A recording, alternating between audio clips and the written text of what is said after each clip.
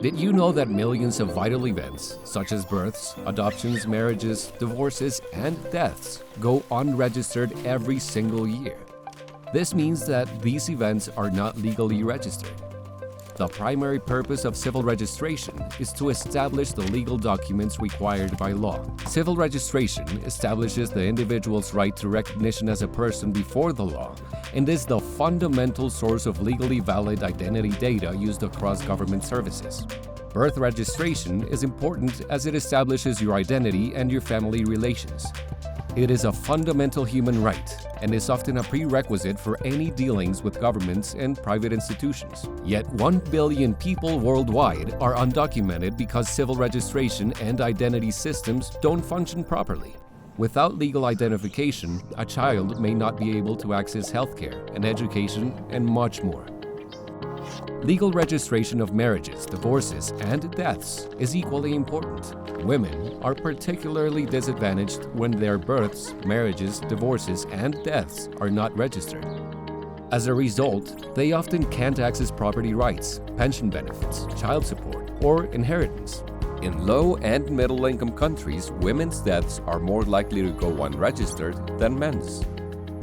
This means that we know less about the causes of deaths of women and how to prevent illnesses. Data from the civil registration system is the most preferred source of vital statistics. When events are not registered, we have an incomplete picture of the population. This is a serious problem for government programming. Legal identity for all is a key objective under the UN Sustainable Development Goals. Monitoring for the SDGs requires timely data collection based on well-functioning civil registration and vital statistics systems. Improving CRVS is also an SDG target in its own right. Target 16.9 calls for the provision of legal identity for all, including birth registration by 2030. Indicator 17.19.2 includes a provision to achieve 100% registration and 80% death registration by 2030. Finally, Target 17.18 calls for enhanced support for countries to improve the quality, timeliness, reliability, and disaggregation of their statistical data, of which CRVS is an integral component. CRVS is also important for gender equality. Women are often discriminated against in civil registration law and are particularly vulnerable without legal documentation. But why aren't vital events registered? Long distances for families to travel to register vital events, cost to registration, no incentives, long and complicated procedures, general lack of awareness, cultural practices. The CRVS Systems Improvement Framework was developed to improve registration processes and understand the root causes for low or non-registration.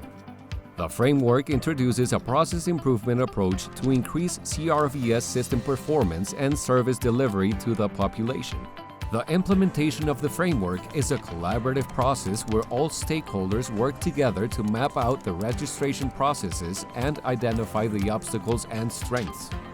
The approaches and tools described in the framework help you with finding root causes of problems in the CRVS system.